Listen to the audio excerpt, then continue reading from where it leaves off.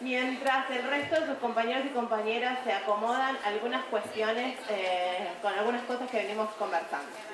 Principio, evaluación. La evaluación del primer tramo de la formación fue mandada el día viernes. Quienes no les haya llegado, Lautaro se llama el chico que está afuera, tiene una lista de mails. Tienen que volver a anotarse ahí y después Eugenia, que es la encargada, también se va a quedar toda la clase, así que seguramente hacia el final se pueden acercar y le vuelven a puntear un mail. Pero, digamos, eso con respecto al envío de las consignas. Después, la evaluación, no sé si la recibieron algunos o algunas, es bastante sencilla de realizar, sobre todo para quienes vinieron y estuvieron presentes. O sea, vinieron y estuvieron presentes prestando atención a lo que estaba sucediendo. Para esas personas les va a resultar, en un ratito la van a hacer. Ahora, ¿qué intentamos? Intentamos evaluar, me voy a hacer cargo, ¿no? Porque las diseñé yo. Intento evaluar, digamos, algún diálogo que se pueda suceder entre lo que ustedes, digamos, vieron acá y lo que se les pregunta. Por favor, yo sé que son todas personas grandes, pero yo soy docente de grado y posgrado y me ha pasado en el posgrado que han plagiado a Foucault, lo cual parece como demasiado. Por favor, no se copien, porque los corrijo yo sola, así que me voy a dar cuenta y es como re molesto. Entonces, no se copien y háganlo con ciencia, porque es muy sencillo de resolver. Cualquier cosa, yo igual después de la clase me quedo un rato si alguien tiene alguna duda, ¿sí? Bien. ¡Ay, qué revuelo! A ver, ¿seguimos? Seguimos un poquito. Con respecto al trabajo del lunes pasado, ¿se acuerdan que trabajamos en talleres? Una de las cosas que notamos con Karina cuando íbamos de grupo en grupo es que pocas personas o casi ninguna sabía qué instituciones hay acá en la ciudad de La Plata que puedan atender distintas dimensiones de las violencias. Les voy a mandar una tesis de maestría que se defendió el 1 de octubre, así que está nuevita, de una maestría en Derechos Humanos de la Facultad de Ciencias Jurídicas y Sociales. La ahora magíster es Sofía Ballesteros, que ella hizo un estudio sobre la ruta crítica platense. Lo digo porque por ahí no les sirve mucho para las personas que están en otras departamentales, pero bueno, ella identifica acá en la Ciudad de La Plata cuáles son las instituciones que intervienen y cómo estarían interviniendo en los casos de mujeres en situación de violencia. Así que se las mando. Tiene un montón de información súper interesante. Me parece que es importante saberlo. También digo en línea de esto de que se acuerdan que en el catálogo surgió esa cuestión del recursero, tener un recursero actualizado. Bueno, ahí puede ser una buena punta para empezar a confeccionar ese recursero. Bien, eso con respecto a lo que les va a llegar. Les va a llegar, yo les mandé a Euge, que es la encargada de la difusión, 2 mails. Un mail con todo el material que vamos a trabajar hoy y otro mail con una sentencia que vamos a elaborar el encuentro que viene. Ustedes saben que a partir de hoy se inaugura el segundo tramo de la formación, que se supone que hay algunas cuestiones que tienen que estar saldadas, por eso se dio el primer tramo de la formación, ¿no? Entonces, en este tramo que se inaugura hoy, lo que vamos a hacer, que son 2 encuentros, este y el encuentro que viene, lo que vamos a hacer es reflexionar, de acuerdo a un marco teórico específico que ahora les voy a contar, acerca de buenas prácticas jurisdiccionales. ¿Por qué esa es la idea? Porque no es la idea para nada señalar todo lo mal que se hace en cada caso que se hace mal, ¿entienden? Eso como que hay mucho de eso. Acá el Poder Judicial lo hizo mal, acá lo hizo mal, acá lo hizo pésimo. De eso hay un montón de información por todos lados. Lo que yo les traigo hoy es prácticas que se pueden replicar, sentencias o consideraciones o argumentaciones o lo que fuera, o que las considero buenas prácticas, no yo sola, sino un montón de gente, y que se pueden replicar para mostrarles que sí se puede hacer las cosas de manera diferente, aplicando las mismas leyes, aplicando, digamos, el mismo cuerpo, digamos, de leyes, legislativo, etcétera, etcétera, se puede fallar de otra manera. Así que la propuesta de hoy es esa. Para quienes están parados y paradas, Fer, ¿está ahí abierto ahí? ¿Está todo? Bueno, nada. Para quienes están parados y paradas, tendría que haber más sillas. Por acá hay huecos de sillas no ocupadas. Bueno, entonces la propuesta es esa hoy. Yo les mando 2 textos que me parecen interesantes para trabajar estas cuestiones y además todas las sentencias que yo voy a nombrar acá se las voy a mandar por mail a través de EUG, o sea, a través del mail link oficial. A ver, hay límites de este tipo de trabajo, en el sentido de que ustedes cuando vean las sentencias, si las ven en su profundidad, van a ver que hay personas que firman esas sentencias que por ahí tienen otras sentencias en un sentido completamente opuesto, que a mí también me ha llamado la atención. Eso me excede, ¿no? Simplemente voy a resaltar lo bueno que fue esa sentencia en ese momento, ¿sí? Porque si no, hay como ciertas cuestiones de las personas que por ahí cambian de opinión o fallan en sentidos muy diversos, que no me puedo hacer cargo ni yo ni usted. Así que bueno, eso vamos a hacer hoy y la clase, o sea, el encuentro que viene, ustedes saben que para tener la asistencia a este módulo tienen que venir a los 2 encuentros, el de hoy y el que viene. En el que viene vamos a trabajar en base a una sentencia que también les voy a mandar. La sentencia son 5 páginas, es muy chiquitita y es de La Rioja. Así que tendrían que traerla impresa 1 cada 3, cada 4, como para trabajar algunas cuestiones sobre esa sentencia. Y es de 2017. Otra cuestión que les quería comentar con respecto a hoy, no me acuerdo, después me voy a acordar y se los voy a decir. Bueno, si les parece, arrancamos. Como les comentaba hace un rato, la idea es puntualizar en aquella... por ahí eso les iba a decir. Por ahí es un poco más aburrido que los otros encuentros porque hay partes que les quiero leer de cómo reflexionaron los jueces y las juezas para llegar a determinados resultados, porque me parece que no tienen desperdicio de lo buenos que son, digamos, ¿no? Resaltando eso, siempre por la positiva. Por la positiva otra vez para mostrar que se puede hacer las cosas de otra manera. Así que, y por ahí ustedes trabajan, conocen, firman sentencias que son excelentemente buenas. Si no están acá, por favor, no se sientan menospreciados en su labor, mándenmelas, así yo las trabajo. Porque lo cierto es que, no sé si sabían, yo ya entregué mi tesis doctoral es sobre análisis de sentencia con perspectiva de género feminista, entonces hay muchas de estas sentencias que yo ya las tengo súper trabajadas en mi tesis. Y otras que me puse a buscar. Hay varios observatorios de sentencias, digamos, desde la perspectiva de género que son valorizadas por las organizaciones de la sociedad civil, etcétera, etcétera. Pero obviamente no están todas ni lejos, por lo tanto, si ustedes consideran que hay una que tendría que incluirse en este breve listadito que les voy a mostrar, no duden en enviármelos. Okay, con gusto voy a incorporarlo. Bueno, entonces, una de las cuestiones, ¿se acuerdan cuando estuvimos charlando en el primer encuentro acerca del derecho androcéntrico, ¿no?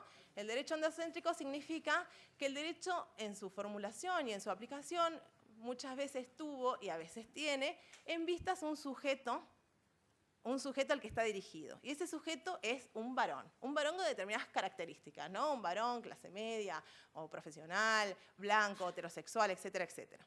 Lo cierto es que de un tiempo a esta parte, si pensamos siempre el derecho como un campo de disputas, ¿no? O sea, el derecho ontológicamente no es patriarcal ni es machista. Podría ser, o sea, vamos a partir de ese lugar porque si no, no tendría sentido lo que estamos haciendo acá. Entonces, podría ser de otra manera. Es así, pero podría ser de otra manera. No es constitutivo. Esa va a ser la premisa, tener una mirada patriarcal. De un tiempo a esta parte, ciertos colectivos tradicionalmente inferiorizados, subalternizados, han pujado por entrar en la lógica de los derechos y que se les reconozcan derechos. Las mujeres, los colectivos de la disidencia, las infancias, ¿no es cierto? Estos nuevos sujetos y sujetas que ingresan al campo jurídico traccionan otro tipo de definiciones. No solamente es del derecho tiene que moverse, y también de las prácticas. El otro día, una jueza del Fuero de Quilmes, jueza de responsabilidad penal juvenil, nos comentaba que a partir de ciertas problemáticas que ella ve en su juzgado, tuvo que empezar a hacer cosas que antes no hacía. Por ejemplo, empezar a articular muy fuertemente con otros fueros o con el Poder Ejecutivo para que le resuelvan determinadas cuestiones o para tener un abordaje más integral. Eso que ella comentaba en unas jornadas que hicimos en la universidad, da cuenta de cómo el ingreso a estos nuevos sujetos y sujetas de derecho tracciona otros derechos, otro derecho con mayúscula y otras prácticas jurídicas, porque, o sea, si aplicamos el derecho así como estaba, va a quedar, no va a haber una respuesta adecuada, digamos, para estos nuevos sujetos que ingresan. Bien, entonces, me voy a basar en un marco teórico que formularon unas abogadas y juezas anglosajonas, que hay un libro, igual está en inglés, pero quien lo quiere creo que se puede, es inaccesible, digamos, es inaccesible en precios, pero se puede comprar por Google Play, en donde ellas hablan de un método feminista para redactar sentencias. ¿Y qué hacen? Ellas analizan la sentencia. Una sentencia que, digamos, sería contraria al paradigma de derechos humanos y derechos de las mujeres. La individualizan, ven los hechos del caso, ven la ley aplicable y la ley vigente en el momento en que se resuelve e intentan redactar una sentencia basada en los mismos hechos y en las mismas leyes vigentes en ese momento de otra manera. Eso es un proyecto académico lo que ellas hacen, ¿no? Es como un ejercicio académico. Y lo que se habían propuesto demostrar es cómo se puede fallar de manera diferente, situándonos, basándonos en los mismos hechos sin transformar nada y ampliando el marco, digamos, el marco vigente al momento de los hechos, ¿no es cierto? Porque si no sería contrafáctico. Entonces, hacen todo ese ejercicio y tienen resultados sumamente interesantes. Todo esto, ya les digo, en el marco del derecho anglosajón. Entonces, como les decía hace un rato, vamos a pensar, junto con Smart, que el derecho tiene género. Es decir, el derecho fue machista, pero podría ser de otra manera, o androcéntrico, pero podría ser de otra manera. Y las sentencias que les traigo hoy para compartir con ustedes demuestran que puede ser de otra manera, ¿no? Digamos que no es una lucha que estaría perdida, sino precisamente hay que seguir como en esa línea. Y también estas abogadas anglosajonas lo que hacen mucho hincapié en esto de que el derecho es un discurso en sí mismo, no simplemente el reflejo de otros discursos sociales, sino que crea realidad por sí mismo y también instala realidades por sí mismo. Entonces, partiendo, como fueron los otros encuentros, la idea es que hacia el final, 15, 20 minutos antes de terminar, abramos un espacio para preguntas. Entonces, así que si quieren anotárselas, son bienvenidas. La idea entonces, o lo que hacen estas abogadas para hacer esto que les comentaba, de redactar las sentencias de otra manera, con el mismo marco legal y con los mismos hechos, es hacer una serie de pasos que son muy importantes para, digamos, dar cuenta de este ingreso de las mujeres al discurso legal. Entonces, lo primero es hacer la pregunta de la mujer para pensar si la aplicación de esa ley, por ejemplo, de ese derecho, tiene consecuencias diferentes si el sujeto al que se dirige es varón o es mujer. Eso en primer lugar, para pensar si esa ley fue pensada para un sujeto varón, ¿no? Esto, por ejemplo, les voy a poner un ejemplo que es muy, muy básico.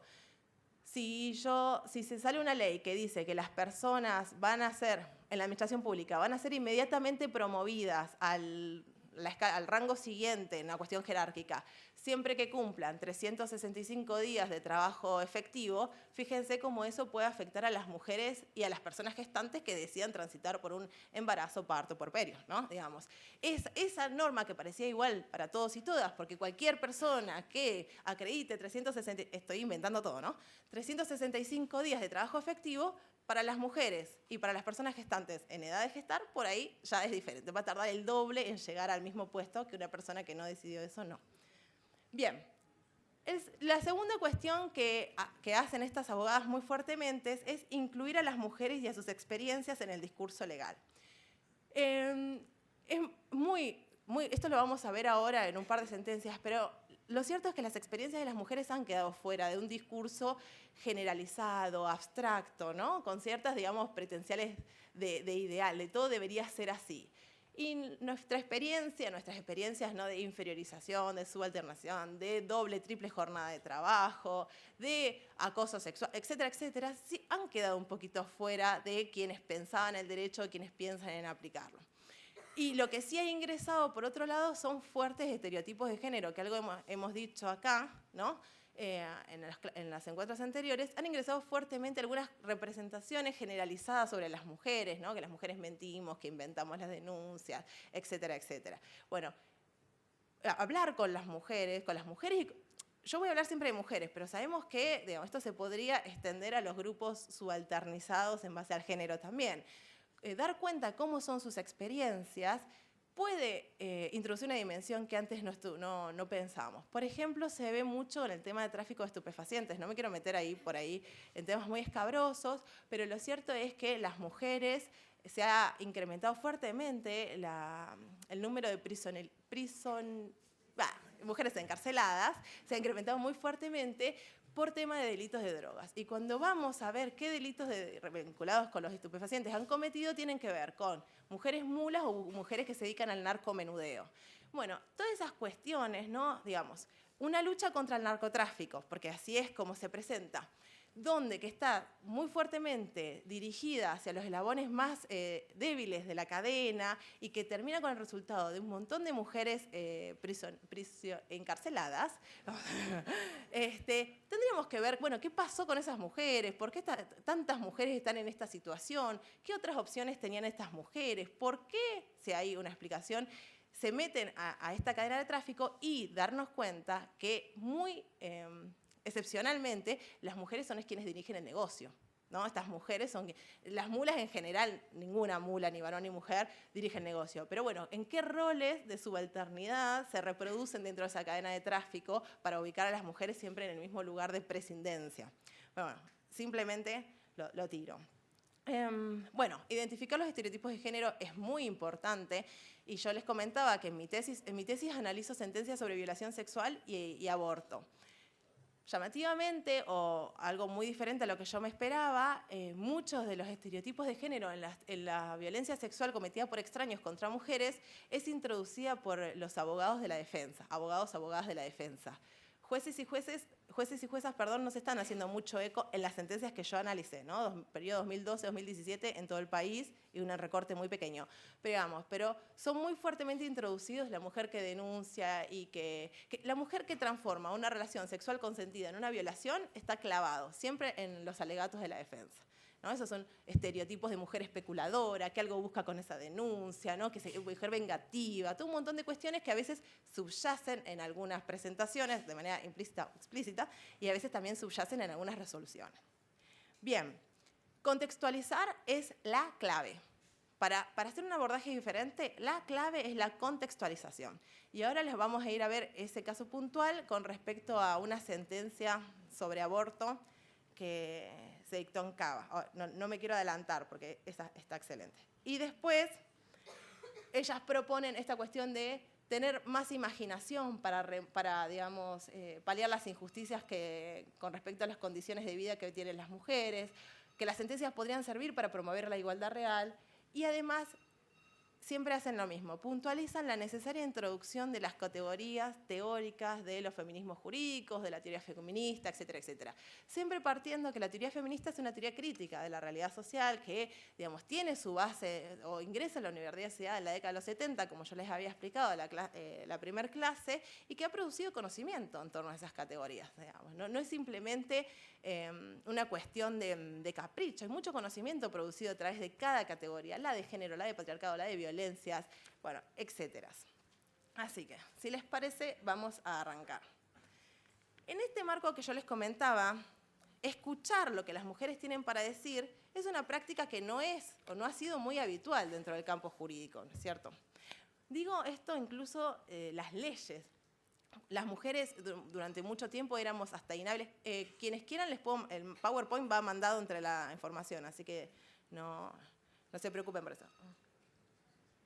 Bueno, durante mucho tiempo las mujeres hasta éramos inhábiles para ser testigos de determinados actos jurídicos, ¿no es cierto? No podíamos administrar nuestros bienes.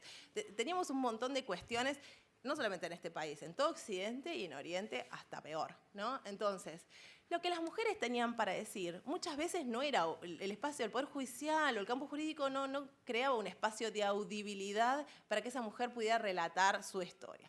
Y cuando accedía a relatarla, por ejemplo, una víctima de violencia, nadie o difícilmente se consideraba el estrés postraumático de esa persona, entonces que la mujer contara las cuestiones de manera desordenada ya era suficiente para decir que esa mujer está inventando, mintiendo, porque no tenía como un testimonio armado. Sí, no era coherente, bueno, ¿no? Entonces, por eso, otra vez, si abordamos estas cuestiones desde un marco teórico que estudia estas cuestiones, es muy fácilmente dar cuenta que una mujer víctima de violencia no va a tener un discurso ordenado como nosotros y nosotras pretendemos y no va a ser igual, no va a comportarse de la misma manera que una víctima de un robo de un auto, ¿entienden? Eso es como central. La cuestión de las violencias contra las mujeres viene a mover un montón de cuestiones de prácticas enraizadas dentro, no solamente del Poder Judicial, de todas las sociedades. Hay que entender las cosas de otra manera si queremos dar una respuesta adecuada. Bien, les voy a contar. En este caso, la mujer hace una denuncia por violación hacia su cónyuge, que es un tema, digamos, aunque discursivamente está saldado que se pueda cometer violación dentro del matrimonio, lo cierto es que hay como reticencias a estas cuestiones en el plano de lo real. Se condena en primera instancia y se confirma la condena en el Tribunal de Casación Penal. Y les voy a contar cómo valora el Tribunal de Casación Penal el testimonio. Fíjense. En este punto debe señalarse que no es posible concebir un derecho penal moderno sin contemplar los derechos de las víctimas y, en particular, frente a la violencia de género, la revisión de la valoración probatoria debe efectuarse con especial cautela, otorgando singular relevancia al testimonio de la mujer. Al respecto, resulta de interés destacar que en estos casos, donde los hechos delictivos, por su especial modo de comisión, no pueden ser corroborados por otros medios, la deposición de la damnificada no debe ser soslayada o descalificada, dado que ello constituiría una forma de violencia institucional contraria a los parámetros internacionales. Y después nombra varios precedentes del sistema interamericano y dice: el valor de esta clase de testimonio frente a las violaciones de derechos humanos, a su vez, tuvo un amplio desarrollo en la jurisprudencia del máximo tribunal, que sostuvo que la declaración testimonial es un medio de prueba que se privilegia frente a modos particulares de ejecución en los que deliberadamente se borran las huellas, o bien se trata de delitos que no dejan rastros de su perpetración o se cometen al amparo de la privacidad. En tales supuestos, a los testigos se los llama necesarios. Una de las críticas más fuertes que se ha dado en los últimos tiempos es, digamos, sentencias que, en la voz de las personas que criticaban, condenaban a personas basadas solamente en el testimonio de la mujer. Lo cierto es que los poderes judiciales, no solamente aquí, sino en todo el país, han hecho una especie de, como si fuera una especie de cuestiones que debe contener ese testimonio para ser valorado creíble, ¿no? Han hecho una especie como de recetario, no sé, no me sale la palabra.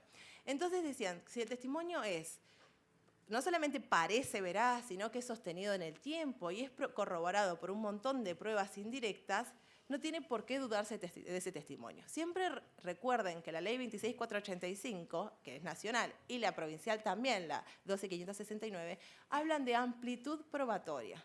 Amplitud probatoria exige que los y las operadores tengan, digamos, que ejercitar imaginación también para ver qué cosas que antes no eran consideradas relevantes, ahora sí pueden aparecer como relevantes. En ese sentido, por ejemplo, en una de las sentencias que analicé, había una mujer que denuncia a su marido por violación y después se retracta, ¿no? Y, bueno, ¿qué se hace con eso? Si no se tiene el testimonio, ¿no? Ella no va a ratificar esa denuncia. Y quienes juzgaron entendieron que era cierto que la había violado, porque en ese momento un vecino había escuchado los gritos, pero no se había querido meter porque era una cuestión de pareja. La madre la había recibido en su casa y estaba toda golpeada y la acompañó a hacer la denuncia. Empezó a ver un montón de indicios que daban cuenta que efectivamente a esa mujer había sufrido una violación. ¿Por qué esa mujer se retracta? No es algo que se puede responder de manera lineal, pero hay muchos factores a tener en cuenta. Miedo, dependencia económica, que está en la fase de luna de miel del ciclo de la violencia, etcétera, etcétera. No sé si nos tendríamos que meter ahí a tratar de ver, porque sí es importante, como en estas cuestiones, tener esas herramientas a mano, sobre todo para no frustrarnos en nuestro trabajo cotidiano, porque es muy frustrante querer ayudar a una víctima y que la víctima se retracta y por ahí le pusimos mucho el cuerpo ahí, bueno, etcétera. Pero bueno, nada. El testimonio empieza a cobrar mucha centralidad y se empieza a ver todo un montón de indicios que están alrededor que confirman ese testimonio. Esto el Poder Judicial lo hizo siempre, contextualizar. El tema es a favor de quién. Digamos, no es que se le pida al Poder Judicial algo que no lo pueda hacer. El Poder Judicial siempre ha contextualizado. Por ejemplo, tradicionalmente las denuncias por abuso sexual o violencia sexual, ¿no? Siempre se ha historizado la historia sexual de la víctima, ¿o no? Tradicionalmente se historiza si la víctima era promiscua, si no era promiscua, si tenía novios, con cuántos novios había tenido, si qué ropa utilizaba, cuál era su conducta. Todo eso que no venía al caso siempre se ha contextualizado y ha quedado, digamos, algún registro en las sentencias. Entonces es simplemente lo mismo que hicieron en contra, ahora aplicarlo a favor. Bien, vamos a la segunda. Le cuento los hechos. En este caso ella se retracta. El hombre, digamos, ejerce violencia contra su pareja, abusa sexualmente de ella hace la denuncia y después se retracta, diciendo que en realidad habían tenido relaciones de común acuerdo, ¿no? Y que ella misma se había producido las lesiones que tenía en el cuerpo. Bien, acá, digamos, la Corte Suprema Tucumana condena al agresor a prisión. ¿Pero qué dice? Fíjense acá cómo introducen las categorías.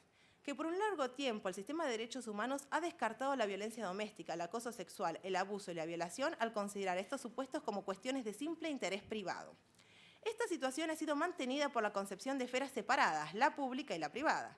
La división de esferas ignora el carácter político de la distribución desigual del poder en la vida familiar, no reconoce la naturaleza política de la llamada vida privada y oscurece el hecho de que la esfera doméstica es en sí misma creada por el dominio político donde el Estado se reserva la elección de intervenir. Esto es una sentencia fantástica, la verdad. Dice, les leo lo otro que está resaltado. La mujer víctima de violencia se siente entrampada en su relación sin poder tomar decisiones que pongan fin a su injusta situación de sometimiento. Solo un análisis con una adecuada perspectiva de género permite desbrozar las múltiples circunstancias que han intervenido para que una mujer se encuentre en la situación de sometimiento brutal que implica la violencia doméstica. Yo todo esto igual se los mando, pero fíjense que ahí ya introducimos el tema de la división público-privada y la relación de asimetría que hay dentro de la esfera de lo privado, la esfera familiar, la esfera de lo doméstico. Que algo hablamos la vez pasada, ¿no? Cómo la familia puede ser un lugar de contención o un lugar de múltiples reproducciones de múltiples violencias. Pero fíjense que esto es perdón, es de Salta, no de Tucumán, está mal. Es de Salta. Pero fíjense cómo ya la Corte muchas veces están traccionados por votos de determinadas personas, ¿no? Eso también debo decir. Pero la Corte salteña introduce categorías que son propias de la teoría feminista de que ha estudiado desde los 70 para acá. Bien, este es el hecho que les quería contar con respecto a la contextualización y cómo es clave. En este caso, la mujer va al hospital, está cursando un embarazo no deseado, quiere abortar. Una médica y una trabajadora social, le facilitan el misoprostol para el aborto. ¿Ella por qué? ¿Por qué le facilitan el misoprostol? Porque la mujer había tenido intento de suicidio, había querido abortar por medios inseguros, estaba en una depresión muy tremenda. Entonces la médica, el personal de la salud entendió que entraba en el artículo 86, inciso primero, o sea, una grave afectación de la salud de esta mujer. En ese contexto entra la pareja, el agresor, las amenaza, le rompen las pastillas, las amenaza a la médica, a la trabajadora social, a su pareja, y después la denuncia a su pareja o expareja, ya no sé, en ese momento, y a las dos profesionales de la salud. Las denuncia por, aborto, ¿no? Por querer provocar el aborto. Entonces, esto va a la jueza, y la jueza lo que va a decir, era muy sencillo introducirlo en la causal salud del artículo 86, pero no lo introduce en la causal salud. A mí me llamó mucho la atención. Era como muy sencillo. Ella había tenido intento de suicidio, había querido abortar por medios clandestinos, que sabemos que es sumamente riesgoso para la salud y la vida de las mujeres y de las personas. Entonces, hubiese sido como muy fácil esa salida. Pero, ¿qué hace la jueza? La jueza dice, en los contextos de relaciones violentas de pareja, la violencia sexual es más la norma que la excepción. Dentro de una relación de pareja violenta, la violencia sexual integra las violencias, por lo general, ¿no? ¿Qué significaría en este caso? Que ella haya tenido relaciones sexuales con su pareja sin desearlo, eso ya es violencia sexual. Entonces la jueza va a decir, dado que este embarazo seguramente es producto, o sea, está entramado en esta relación de pareja violenta que está comprobada por distintos medios, aunque ella no lo haya denunciado, yo voy a entender que esto se trata de un embarazo no deseado causado por la causal violación. Fíjense en esto de expandir la imaginación, qué imaginación ha tenido la jueza acá. Pero independientemente que ustedes puedan estar o no de acuerdo con el criterio, lo que es increíble, que es algo que se viene pidiendo muy fuertemente, es precisamente introducir los contextos a las horas de fallar. Porque es cierto que la violencia sexual integra un cúmulo de violencias que se producen dentro de la pareja, no es un hecho aislado, es por lo general la norma. Entonces ella, desde esa perspectiva, entiende que esto, digamos, hay como una línea argumental, no sé si la siguen. Igual después yo les mando toda la sentencia, pero primero me pareció muy osada, súper, y después, bueno, nada, responde a lo que se viene reclamando, que es introducir el contexto en la resolución. Bien. Tengo una pregunta, ¿por qué solamente contextos patriarcales? No, es precisamente ahí lo puse porque era dar cuenta de las relaciones que se producen adentro de las violencias que se producen dentro de una relación de pareja tiene que ver con un patriarcado, que es lo que estuvimos viendo, ¿no? Pero yo te diría que es un contexto social más que patriarcal. Y el patriarcado está impregna nuestra sociedad. En la sociedad argentina, pero no en la sociedad paraguaya o en la sociedad boliviana, donde existen. Perdón, nosotros tenemos un montón de casos en donde la pareja no es ciudadano argentino y tiene otro contexto social. Perdón, igual, perdón, yo te voy a interrumpir. Las preguntas, si querés, las hacemos hacia el final porque si no, nos podemos ir para hacia cualquier lado. Voy a disentir con lo de que el patriarcado solamente en Argentina, digamos, el patriarcado lo podemos encontrar en casi todas las culturas y después, si quieren, profundizamos ahí a ver cómo abordamos esas cuestiones. Pero ojo con el relativismo cultural que intenta justificar conductas claramente violentas porque pertenecen a otra cultura. Que pertenezcan a otra cultura o lo que fuera. Bueno, en fin, lo retomamos hacia el final, así profundizamos ahí. Bien, ustedes saben que a partir del fallo FAL de 2012, la Corte, una de las cuestiones, conocen el fallo FAL, ¿no es cierto?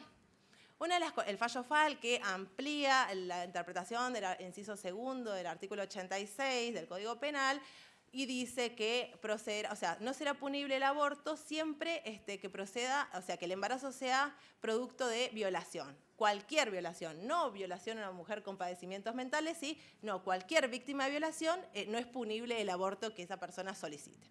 Eso dice el fallo FAL. El fallo FAL dice muchas cosas. Entre ellas manda al Poder Ejecutivo Nacional, Provincial y Municipal y a todos los efectores a que, dicten protocolos de actuación para estos casos. ¿Por qué? Porque hay muchos profesionales de la salud que tienen miedo a ser, como le pasó a esta médica y esta trabajadora social, ¿no? Que tienen miedo a ser denunciadas también. Hay personas que son objetoras y hay personas que quisieran trabajar de otra manera, pero el miedo a estar involucradas en un proceso penal hace que terminen mandando todo al Poder Judicial. El fallo FAL la Corte en ese fallo lo que dice es, esto no se judicializa, esto tiene que resolverse entre la víctima y su médico o médica.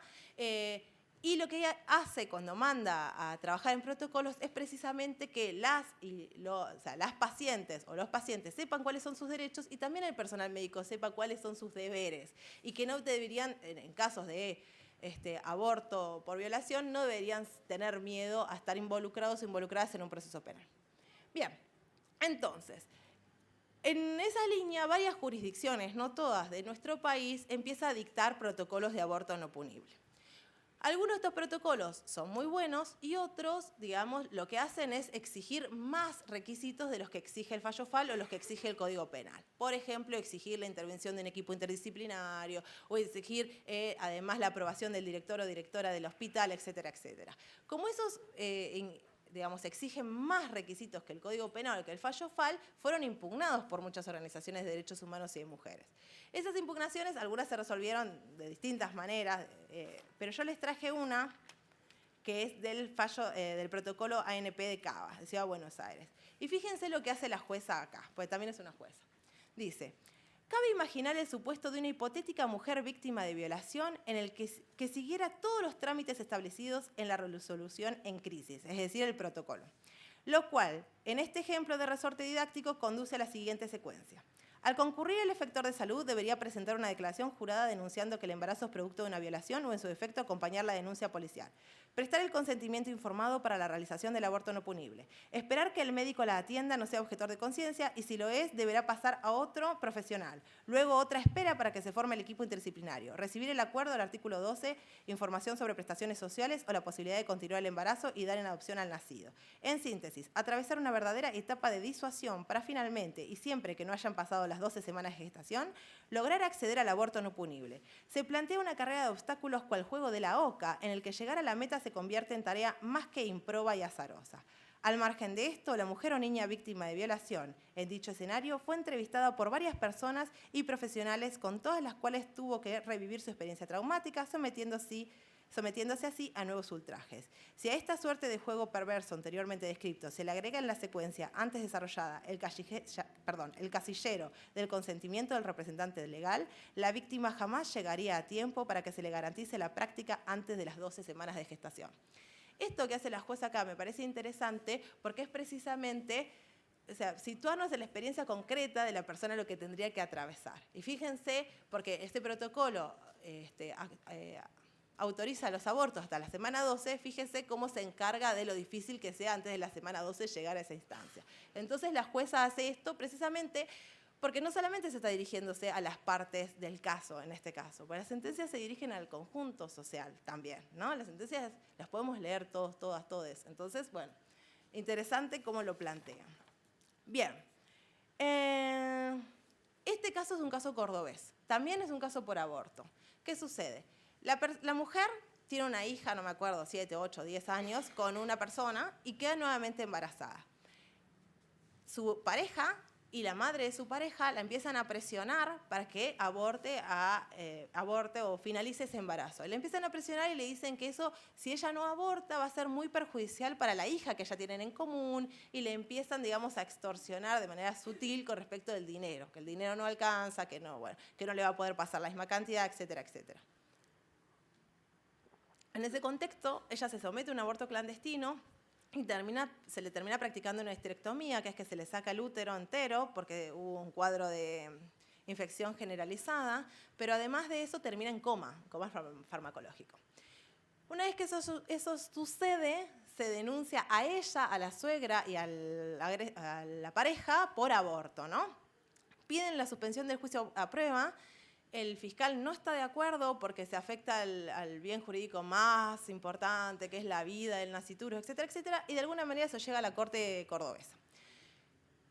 ¿Por qué? Por la denegación precisamente de la suspensión del juicio a prueba. Ahora, ¿qué sucede? Hay un voto, que es de la jueza Tarditi, que ella lo que dice es: a los otros dos no les va a conceder la suspensión del juicio a prueba, pero al abortante sí se lo concede.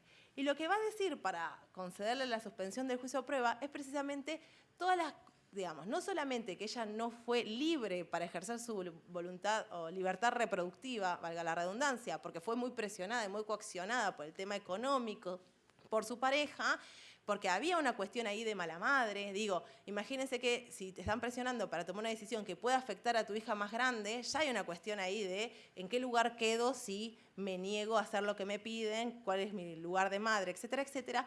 Pero además lo que va a hacer la jueza es precisamente poner en evidencia los costos corporales que ella pagó por esta intervención. ¿Y por qué lo digo? Porque en las sentencias que yo he analizado, la verdad es que las mujeres terminen muertas por aborto o que se les saque el útero es una cosa que dice muy al pasar, ¿no? Bueno, se practicó una histerectomía, coma, falleció, Y no se da cuenta en las sentencias lo que significa para nuestra vida, para nuestra salud, por ejemplo, que nos tengan que sacar el útero.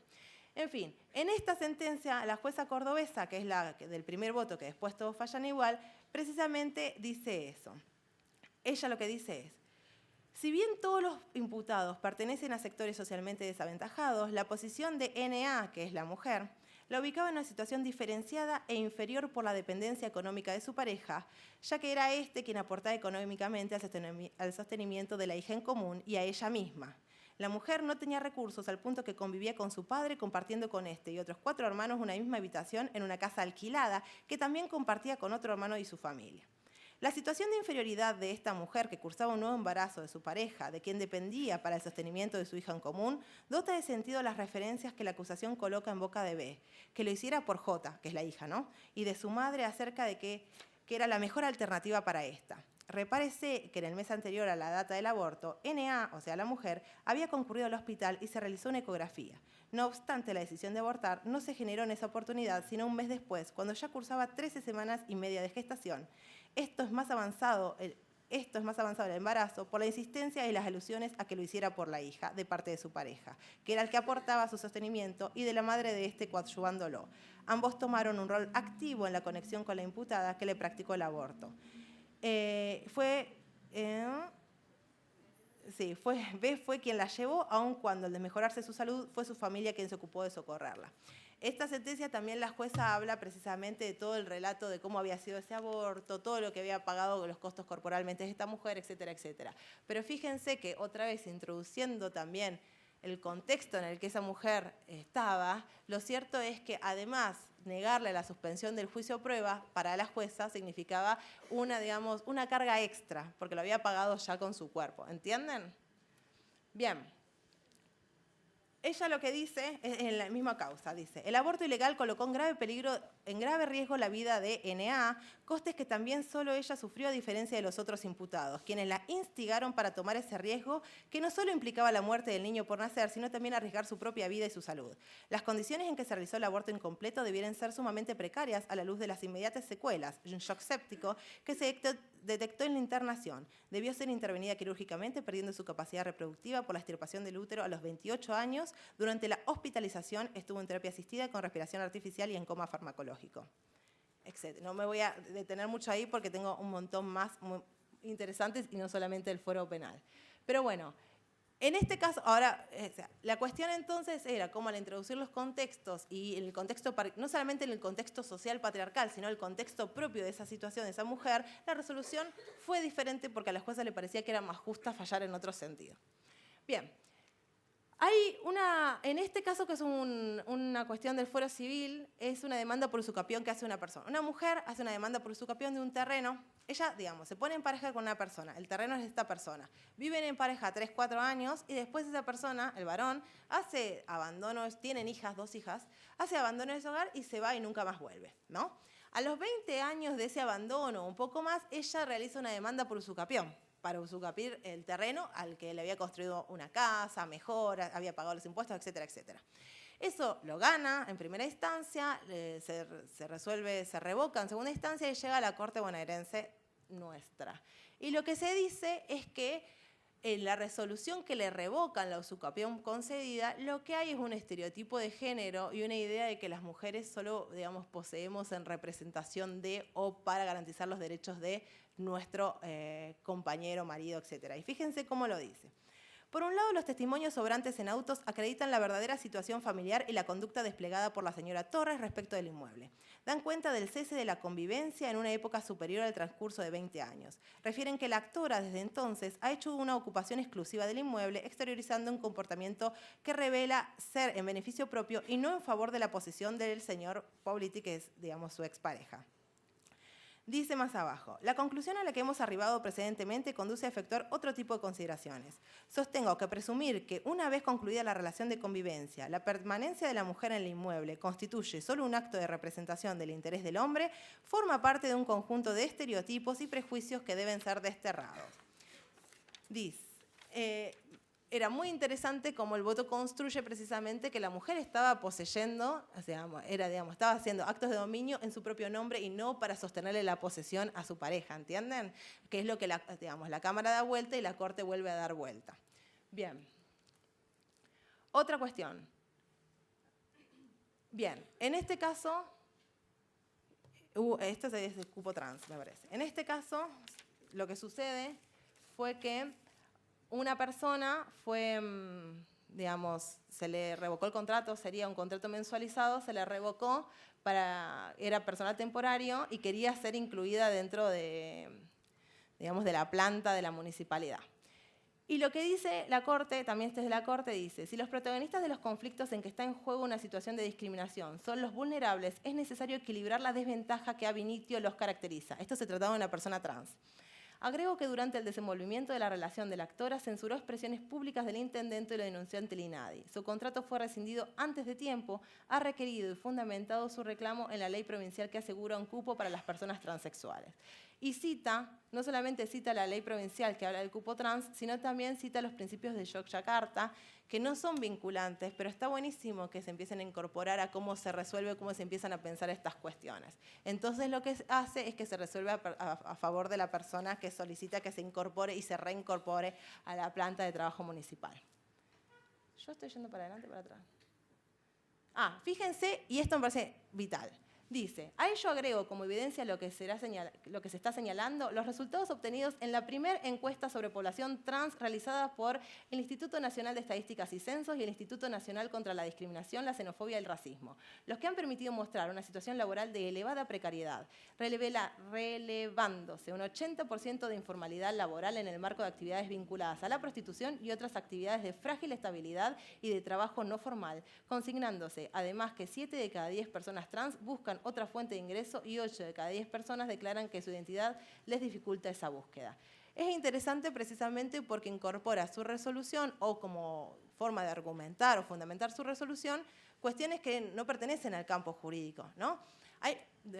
Independientemente de que esto es una práctica que empieza a ser más visible, tradicionalmente a veces lo que se hace es, digamos, una fundamentación puramente legal, como si el marco jurídico se fundamentara a sí mismo. ¿Vieron como la pirámide keynesiana que nos enseñan a quienes estudiamos Derecho? ¿No? Que la última fuente es la Constitución y eso es fuente de la validad de la ley, Bueno, cuando introducimos otras cuestiones en las argumentaciones de las sentencias, es mucho más rica la argumentación y no son propias o no pertenecen o producciones del campo jurídico. Complejizan también bien los argumentos. Bien. Y 2 casos más como para cerrar y para abrir a preguntas. El caso García y el caso Belén. El caso García es de una mujer en Mar del Plata que vivía situaciones de violencia, que se había separado, que ella denunció muchas veces a su marido, a su ex marido, tenían 2 hijos en común, denunció muchas veces a su marido para precisamente que no le permitan ver a sus hijos, porque tenía miedo por sus hijos. Y el día que la Fiscalía decidió archivar las denuncias y la causa porque no veía, digamos, ningún tipo de riesgo, el señor mata a su hijo de 2 años y a su hijo de 4 años.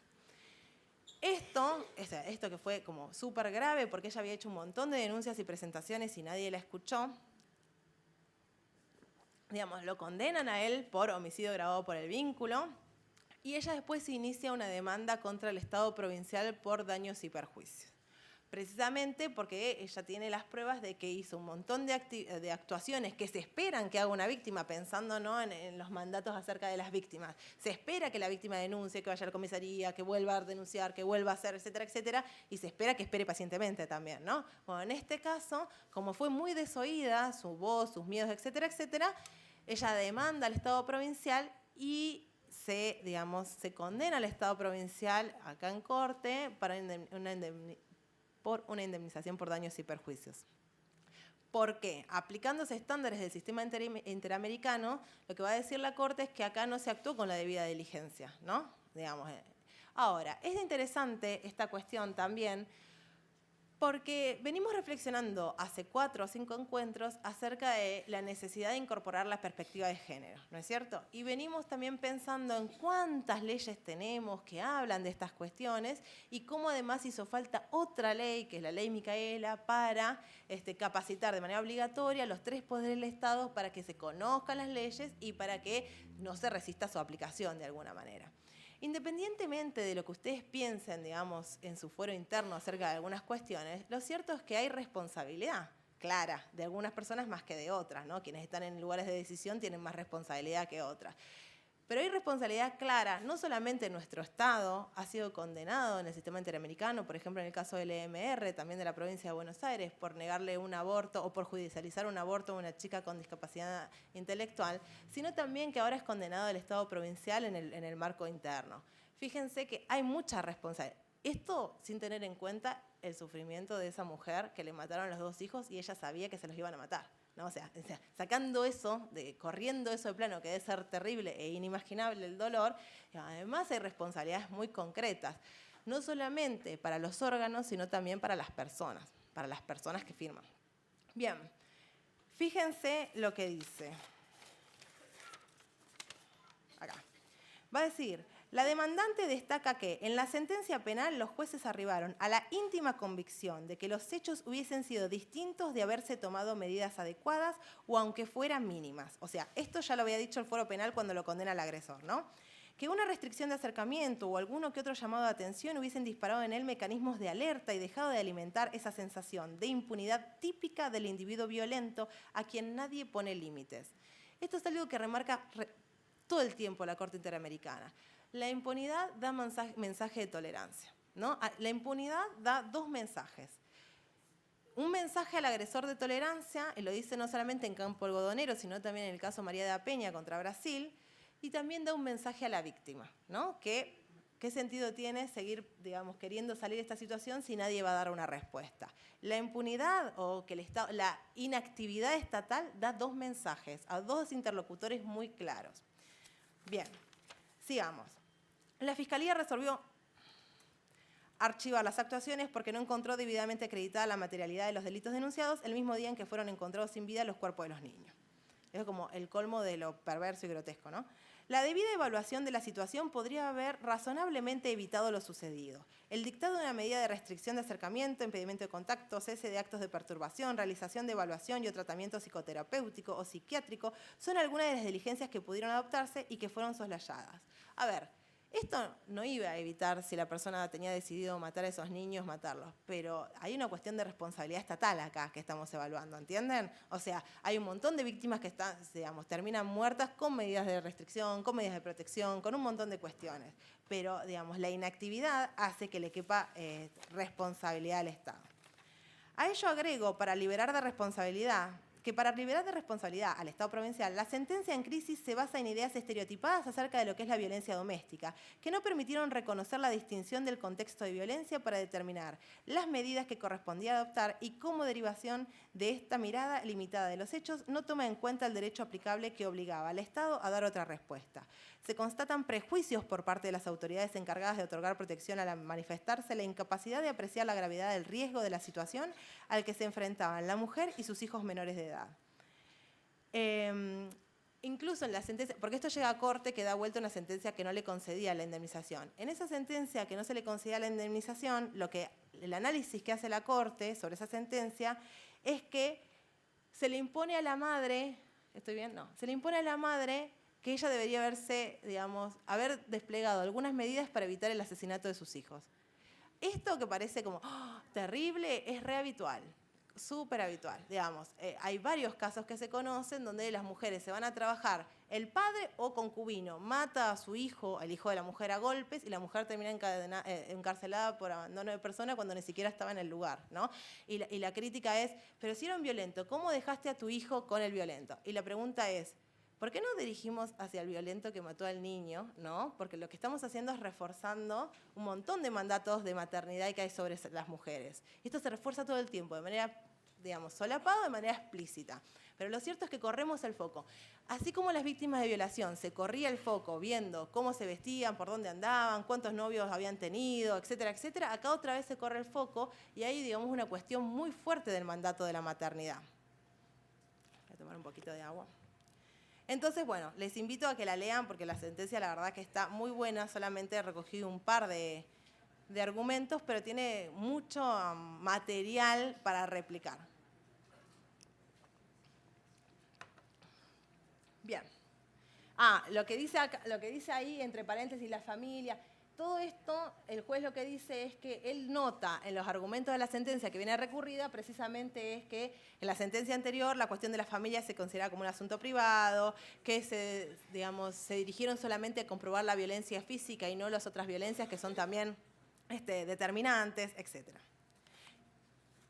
Por último, lo último que les traje hoy es el caso Belén. ¿Lo conocen, el caso Belén? ¿No? El silencio le voy a presumir que no. El caso Belén es un caso muy conocido, por lo menos de entre las personas que militamos el feminismo. ¿Qué sucede? Que una mujer tucumana, una joven tucumana, se acerca a un hospital en la ciudad de Tucumán, el Hospital Avellaneda, a la madrugada, con un aborto en curso, ¿no? Un aborto involuntario en curso, y ella termina siendo condenada por homicidio agravado por el vínculo a 8 años de prisión. Precisamente, se le aplicó un atenuante puerperal, de que estaba, en una situación de puerperio, por eso se le aplicaba un atenuante. Ahora, varias cuestiones. Esto llega a la Corte Tucumana, que la Corte Tucumana termina absolviendo a Belén, pero les voy a comentar un poco cuál es el recorrido que hizo. Belén tuvo una defensa pública en la primera parte, en la IPP vendría a ser una defensa de juicio también pública. Un abogado primero, una abogada después.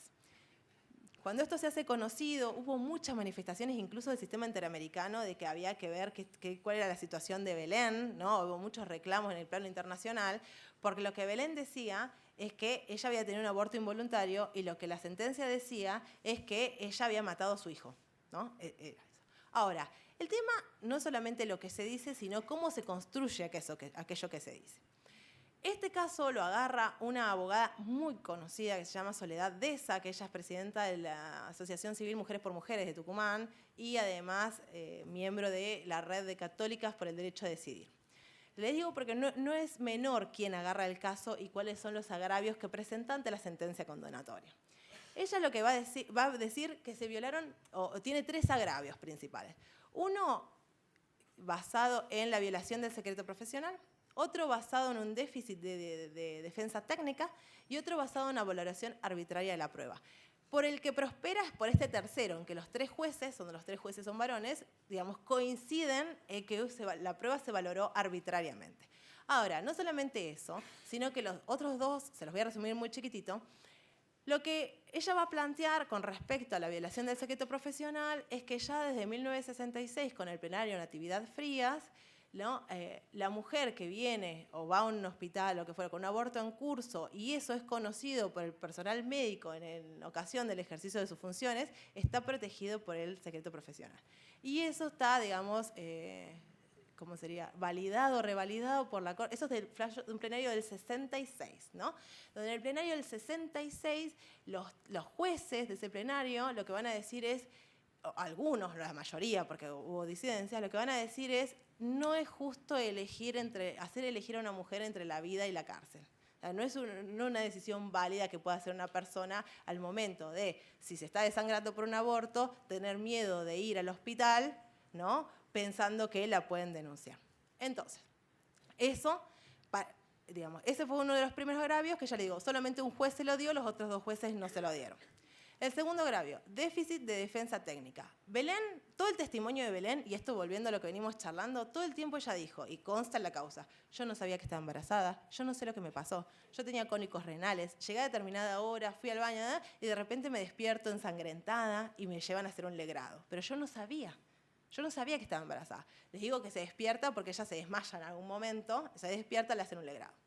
Entonces, ¿qué dijo la abogada de Belén, ¿no? La que la defendió antes de la condena? Fue, ella lo hizo, pero en un estado de puerperal que amerita que se le apliquen atenuantes. Fíjense qué diferencia entre lo que dice ella, yo no fui, yo no sabía, yo no, y la abogada, ella lo hizo, pero eso, digamos, para la abogada que después toma el caso le parece sumamente grave. Para los jueces, para ahí uno de los jueces, el del voto propinante, que le da todo, digamos, todos los agravios se los concede, dice, más le hubiera valido a Belén no tener abogado que ese tipo de defensa, ¿no? Dice, he visto casos en que la defensa fue deficiente, lo que fuera, pero esto, digamos, que digamos, se base precisamente en una hipótesis de culpabilidad, difícil. Bien. Eso, lo que va a decir la abogada Soledad Deza es que a Belén, la otra abogada, la defendió como culpable. Porque en un momento, un escrito, la abogada anterior dice, por más aberrante y grotesco que nos resulte un crimen, aún así tal cosa. Entonces, como que daba cuenta de cuál era la posición de la abogada anterior. Bien, tercer caso, valoración arbitraria de la prueba, o tercer agravio, que es como, sobre todo quienes hacen penal, es una joyita. Fíjense, no se sabe, ella... ¿Qué hay que tener para tener probado un homicidio agravado por el vínculo? ¿Qué hay que tener probado? El vínculo, ¿no? Y además el dolo, ¿no? Que lo quiso matar y que era su hijo. Bueno. En la sentencia, que está recogida toda la sentencia, todos los elementos probatorios que hay, no se sabe en qué baño del hospital se encontró el feto. Porque ella estaba en un lugar, hay tantos testimonios encontrados, ella estaba en un lugar y aparentemente el feto fue encontrado a 100 y pico de metros donde ella estaba. Ella en un momento fue al baño, pero fue al baño que tenía cerca, ¿no? Entonces, como que materialmente sería imposible que esa persona en 15 minutos vaya a 100 metros, mate a su hijo, lo tire al inodoro, tire la cadena y lo deje ahí además, y después se vuelva, ¿no? Como que había ciertas inconsistencias. Bueno, no se sabe en qué baño del hospital se encontró el feto, ni a qué hora. La defensa técnica señala además que el feto fue encontrado antes de que la imputada llegara al hospital. No se encuentra acreditado que la imputada haya dado a luz, ni hay análisis de ADN que vinculara a la mujer con el feto. ¿Qué sucede? Encuentran un feto tirado en el baño, van a buscar a una madre, encuentran a Belén, ¿no? Fue así eso. Encuentran a Belén, los médicos dicen, fue ella, la tratan de asesina, le muestran el feto en una caja, le dicen que es una asesina, bla, bla, bla. Sí, pobre Belén, la pasó feo. Belén es un nombre ficticio, ¿no? Bien. Y bueno, de ahí, del hospital, de estar internada, va a la cárcel. Y no sale más después, hasta 3 años después, 2 años y 8 meses estuvo presa. Bien, no solamente eso, fíjense. Ella está presa cuando la condenan, se apela a la sentencia de condena que termina en la corte. Pero el tribunal que la condena prorroga de oficio la prisión preventiva, ¿no? Sin que nadie la pida. Entonces, lo primero que hace la corte es, digamos, escarcelar a Belén, porque nadie había pedido que ella siga presa. Pero fíjense el mensaje ahí, ¿no? Bien. No hay análisis de ADN que vinculara a la mujer con el feto, porque no se preservó la prueba. Los datos del informe de la autopsia son evidentemente contradictorios. Un catálogo de inconsistencias. Dice, en el expediente hay consignados 4 horarios diferentes de defunción del feto y constan 8 diferentes edades gestacionales del mismo, que van de la semana 15 a la 32. Hay asignados 2 géneros diferentes. Por un momento dice feto masculino, después dice feto femenino, ¿no? Errores en la fecha de realización de la autopsia, se intercambian meses por semanas en la determinación de la edad gestacional y los datos antropométricos evidencian fetos de diferente desarrollo etario. Por ejemplo, decía, el feto tal de, no sé, 30 semanas con un fémur de tantos centímetros que no se condicía cuánto tiene que medir el fémur para ese de 30 semanas. Pero así de grotesco, ya con 8 edades gestacionales que van de la semana 15 a la 32, porque no es que una cuestión de 2 o 3 semanitas, ¿no? Bien, entonces, fíjense lo que dicen los jueces. Si hubiera llegado a una condena de homicidio agravado por el vínculo de un hombre en una causa donde el cuerpo del delito se perdió y no hay datos que permitan conocer la efectiva relación entre la víctima y victimario, con una autopsia con incongruencias tales como el sexo de la víctima o su edad gestacional y con una causa de la muerte no determinada en forma clara y precisa, porque además había pericias que determinaban que, dado que el feto era prematuro, el mismo trabajo de parto y golpearse podría haber provocado la muerte, lo que excluiría el dolo, ¿no? El mismo parto podría haber provocado la muerte porque era un feto muy pequeñito. Entonces no había necesidad de intención de matar, simplemente eso lo podría haber provocado. Si hubiese avalado que la defensa no realizara planteo alguno frente a estas situaciones y ni propusiera prueba de descargo, ¿se hubiera permitido que la defensa ocurriera en sentido contrario a la posición de inocencia sostenida en las declaraciones y palabras del acusado en todo momento? Eso es, ¿se acuerdan cuando al principio de la exposición de hoy hablé de hacer la pregunta de la mujer y ver cómo, ¿no? Cómo ella fue condenada a 8 años y pico, ¿no? de prisión, pero con una serie de, digamos, de debido proceso no garantizado en algún punto. Y quizás para un varón ni siquiera hubiese sucedido todo esto porque se hubiese caído mucho antes. Dice el juez, el primero que vota. Estos obstáculos para el acceso a la justicia se producen en un contexto estructural de discriminación y desigualdad, debido a factores como los estereotipos de género, las leyes discriminatorias, los procedimientos interseccionales o compuestos de discriminación y las prácticas y los requisitos en materia probatoria, y al hecho de que no ha asegurado sistemáticamente que los mecanismos judiciales sean física, económica, social y culturalmente accesibles a todas las mujeres. Como fácilmente puede apreciarse, son más las dudas que las certezas lo que abunda en este caso. No se sabe si la muerte del niño fue consecuencia de una conducta criminal, natural o accidental. No se sabe si el bebé encontrado y autopsiado es el hijo de la imputada. No se sabe a qué hora murió. No se sabe ni a qué hora, ni dónde, ni cómo lo encontraron. En tales condiciones no advierto que se reúna mínimamente la certeza necesaria como para poder establecer la autoría del hecho en la persona de la encartada y con ello poder fundar una sentencia de condena.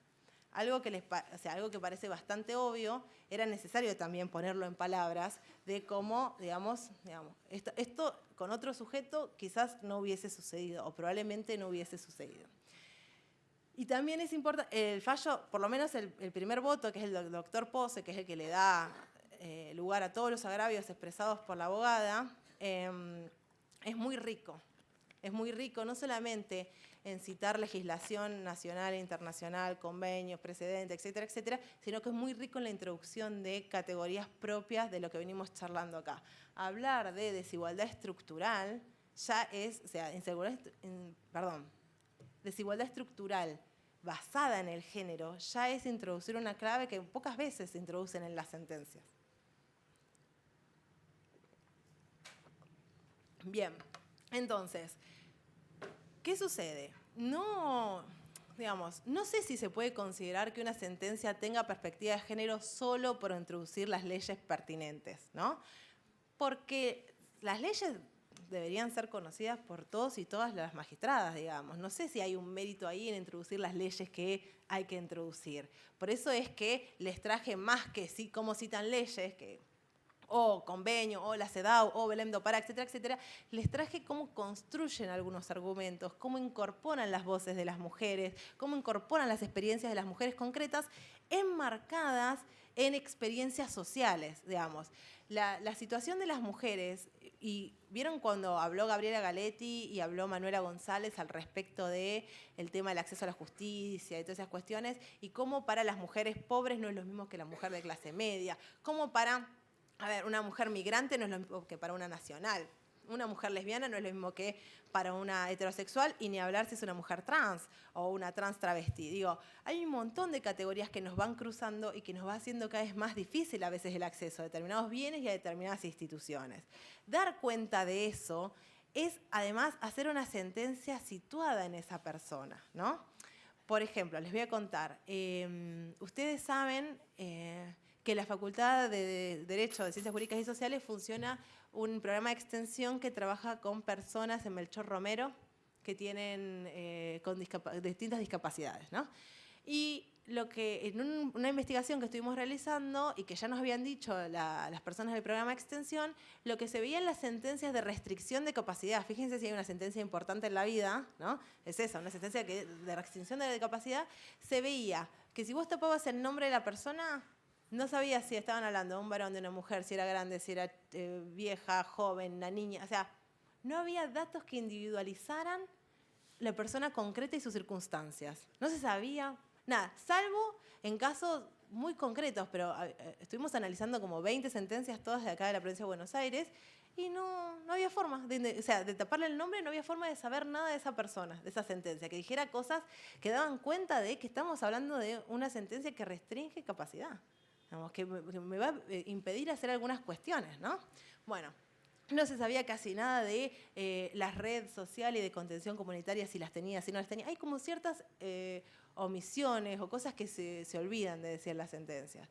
Bueno, todas estas sentencias que les traje hoy lo que dan cuenta es precisamente un conocimiento muy concreto, por lo menos de la persona y las circunstancias que pudo o vivió esa persona, no solamente en función de su sexo, género, o sea, que sea mujer, sino precisamente que sea mujer, que sea pobre, que esté en una situación de violencia, que sea extorsionada económicamente por su pareja, que etcétera, que sea trans, que digamos, visibilizar los contextos de cuánto les cuesta a las personas trans conseguir trabajos en ámbitos, digamos, que no sean la prostitución, la esperanza de vida que tienen las personas trans, etcétera, etcétera, etcétera. ¿Se entiende cuál fue el objetivo?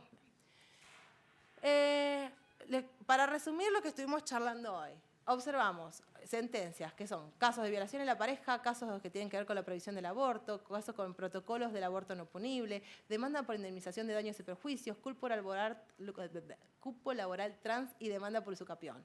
Vimos jurisdicciones de Buenos Aires, Ciudad de Buenos Aires, Salta, Tucumán y Córdoba, fueros penal, civil y contencioso administrativo, y es algo que a mí me habían dicho uno de los primeros encuentros acá. Ustedes saben que la acordada o la resolución que habla que este curso es obligatorio dice, para el fuero penal de familia y todas aquellas dependencias que se consideren con competencia en el tema, ¿no? Y se me acercaron varias personas del foro laboral diciendo cómo no fue obligatoria para nosotras en el foro laboral, porque lo cierto es que tenemos muchos casos. La ley Micaela y la ley 26485 debe ser conocida, y la perspectiva de género para el abordaje jurisdiccional debe ser conocida por todos los fueros, porque en realidad, como hay una subjetividad de las mujeres construida a partir de múltiples violencias, desde que somos muy pequeñas, de las mujeres y de los colectivos subalternizados, lo cierto es que en cualquier momento puede llegar una causa que requiera que yo introduzca esta perspectiva. Y fíjense cómo se resolvió lo de la usucapión, ¿no? Digamos, hasta una usucapión puede requerir que si yo le pongo la luz o el foco de la perspectiva de género, la resolución sea diferente, porque había cosas que me estaba perdiendo lo que subyacía en esa resolución que decía o que pensaba que la mujer posee a nombre de otro, como si no fuera capaz de poseer a su propio título, ¿no? A su propio nombre. Entonces, eso por un lado, y el tema de los cuerpos, me parece. Cómo visibilizar cómo las violencias no solamente nos constituyen nuestra subjetividad, sino que performan nuestros cuerpos. Volvamos al caso Belén. La condena al caso Belén por 8 años y pico, ¿no? Que ella salió de la clínica a estar presa. Esa condena manda un mensaje muy potente. ¿Cuál es el mensaje? Yo les digo cuál es el mensaje que yo leí. Si estoy cursando un aborto, voluntario o involuntario, mejor no voy al hospital público porque puedo terminar presa. ¿Entienden? O sea, fíjense que el mensaje, digamos, más o menos sofisticado puede ser ese. O sea, yo puedo leer que mejor me aleje y ahí me hacen elegir entre mi vida o la cárcel en algún punto, ¿no? Porque quizás termine siendo... Porque fíjense con qué la condenaron a Belén. Fíjense con qué caudal probatorio la condenaron. O sea, no había certeza de nada. ¿no? Ni siquiera se les aplicó el indubio pro reo, que es como un principio básico, ¿no? Que cualquier defensor o defensora tendría que haber, digamos, esgrimido hasta el último momento. Ni siquiera el indubio pro reo. Entonces, el mensaje es muy potente. El mensaje no solamente que Belén le puso el cuerpo a los casi 3 años que estuvo presa, sino el mensaje para el resto de las personas, para el resto de las mujeres y personas gestantes. Entonces, con eso más o menos yo cerré este medio aburrido encuentro de hoy. El objetivo era precisamente mostrarles cómo introducir algunas cuestiones, qué juego pueden hacer con esas cuestiones, que es posible hacerlo y no es que cuando se les pide o que se trabaje de otra manera, la respuesta no se puede. La respuesta por lo general del no se puede es precisamente reificar ciertas prácticas que estamos acostumbrados a resolver de determinada manera o a abordar de determinada manera. Pero lo cierto es que estas nuevas subjetividades que entran al derecho a disputar sentido están pidiendo otras prácticas y otras resoluciones y se están encontrando respuestas.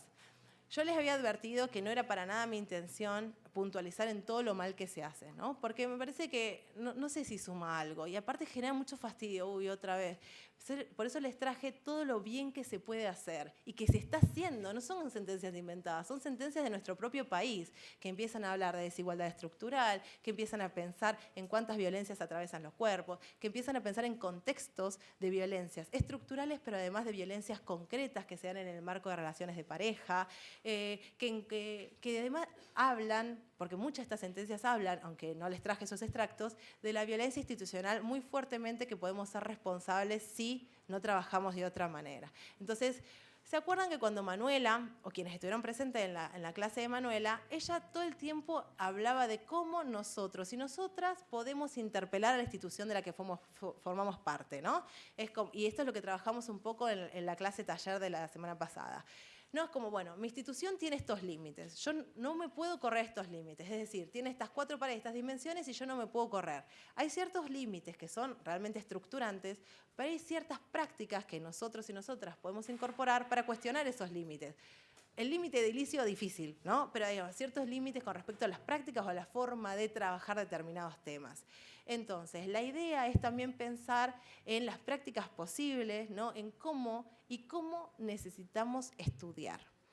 Porque ustedes se habrán dado cuenta que en estos temas todo el mundo habla, todo el mundo es especialista, ¿no? Todo el mundo sabe de género, habla de género, hay que estudiar. No sé si hay alguien acá que se considera referente, me encanta, pero hay que estudiar, de manera formal o de manera informal, porque hay mucho conocimiento producido, conocimiento empírico, no solamente extranjero, acá precisamente la universidad hace mucho trabajo empírico, supongo que ustedes también lo deben tener, pero dejemos de relativizar estos temas como si fuera un temita menor que cualquiera puede ir y dar una charla o dar una clase, porque hay que estudiar.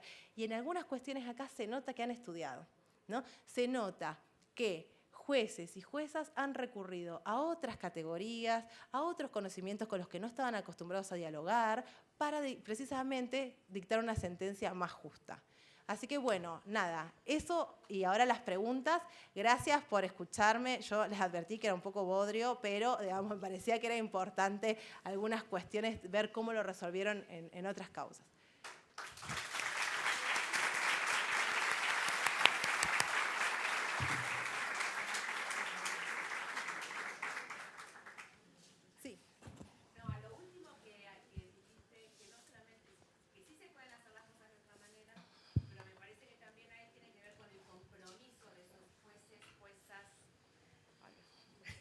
Del compromiso de esos jueces, juezas, a hacerlo, a atreverse a hacerlo y que sientan precedente para que otros lo sigan también. Porque me parece que ahí está el obstáculo muchas veces. Yo estoy de acuerdo que hay mucha cuestión acá de compromiso individual. Hay como varias dimensiones. En el caso de Belén, que es por ahí el último que trabajamos, el primer juez resuelve a favor de todos los agravios presentados por la abogada.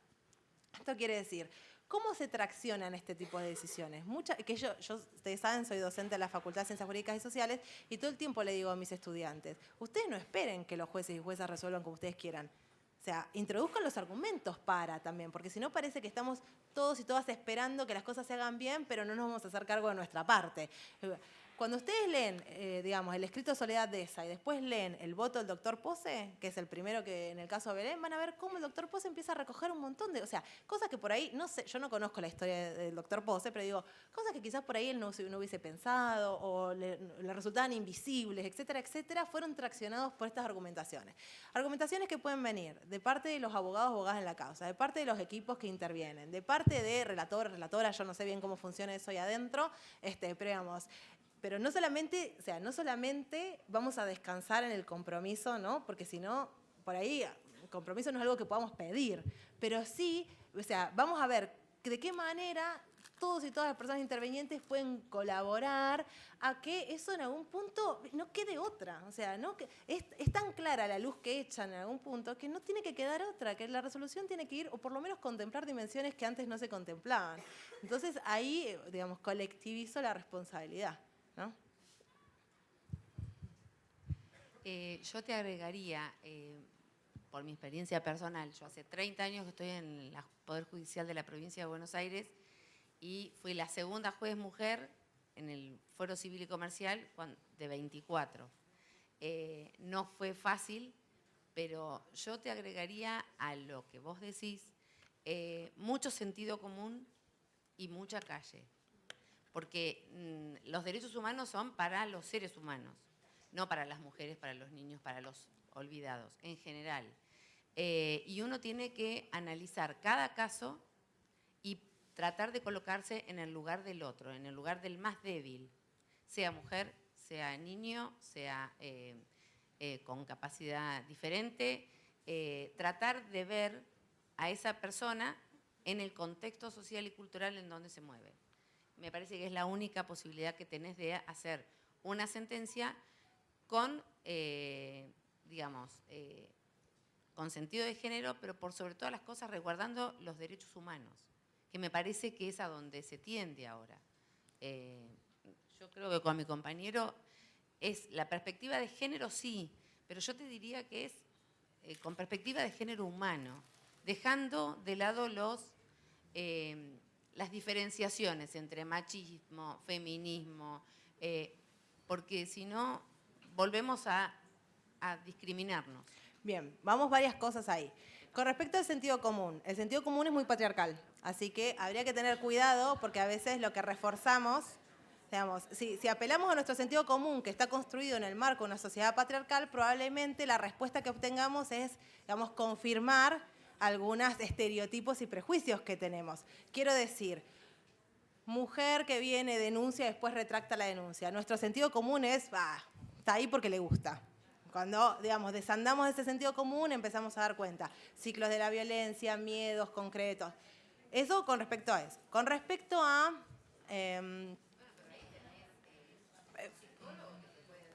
bien.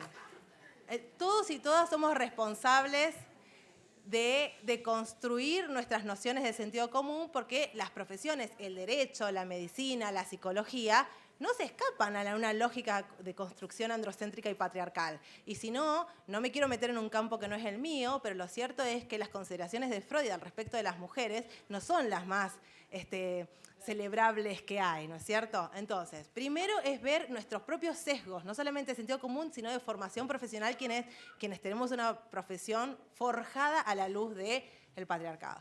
Segundo, la perspectiva de derechos humanos incluye la perspectiva de género. Ustedes saben, lo viene diciendo el Sistema Interamericano de Derechos Humanos todo el tiempo, la Corte, la Comisión, por lo menos en el ámbito interamericano y en el ámbito mundial, la perspectiva de género es una perspectiva de derechos humanos. Ahora, ¿qué pasa si no diferenciamos? ¿No? Imagínense, vamos a hacer un estudio sobre mujeres en la zona roja. No diferencio mujeres trans de mujeres, o sea, mujeres trans travestis de mujeres. Probablemente no me dé cuenta cómo las mujeres trans travestis o las trans travestis, que no se definan como mujeres, sufren por ahí más violencia que las mujeres cisgénero, que se llama. Entonces, a veces ciertas particularizaciones no tienen que ver con hacer más diferencias, sino precisamente notar cómo algunas diferencias hacen posible más violencias, ¿no? Entonces, por eso yo les decía, La violación de derechos humanos, cualquier persona de nosotras puede ser pasible o víctima de, pero no va a ser lo mismo yo, universitaria, con mis recursos económicos, simbólicos, sociales y culturales que tengo, ¿no?, para enfrentar eso, que una mujer boliviana que está migrando, que vive en el sector hortícola de la Ciudad de La Plata, que casi no sale, que no conoce el centro. No digo que esa sea la situación de todas las mujeres, ¿no?, pero lo cierto es que hay mucha situación de muchas mujeres del cordón hortícola platense que prácticamente no conocen el centro, y que si le dicen tenés que ir a denunciar a la comisaría de 1 y 44, más fácil no denunciar, porque se tiene que tomar 2 o 3 micros cuando lo hay. Entonces, hacer hincapié en algunas cuestiones, conocer esas particularidades que tienen que ver con la clase, que tienen que ver con la nacionalidad, la condición de migrante o no, con el género, hace que nuestras explicaciones sean más complejas, ¿entienden? Porque digo, ¿por qué no denunció a la migrante boliviana que sufre violencia laboral y violencia? Y porque le queda 3 micros de distancia. Quizás esa sea una explicación hasta plausible de por qué no pudo acercarse o por qué no pudo sostener un proceso judicial que a veces exige mucha presencia y mucha gestión individual, ¿no? Digamos, yo tengo que ir, yo tengo que entregar, yo tengo que ir a llevar esto. ¿Entienden? Digamos, es necesario. ¿Por qué les digo esto? Porque si yo voy a evaluar, que un poco en línea a lo que decía la compañera, si yo voy a evaluar a todos y a todas, yo no como juez o jueza, yo como persona, voy a evaluar todas las situaciones de acuerdo a mi marco, voy a pensar que todas tienen capacidad, de alguna capacidad económica, todas tienen recursos, conocen a alguien en algún lado que me pueda ayudar, todas son heterosexuales, o sea que no sufren ninguna discriminación en relación. No, yo no te estoy diciendo eso. No te estoy diciendo eso. Dije, en línea con lo que dijo la compañera, hay que tener presente eso. No, pero, a ver, vos lo dijiste en ese sentido, en el sentido positivo, que hay que tener presente esas cuestiones. Bueno, hay que tener presente esas cuestiones. Está bien.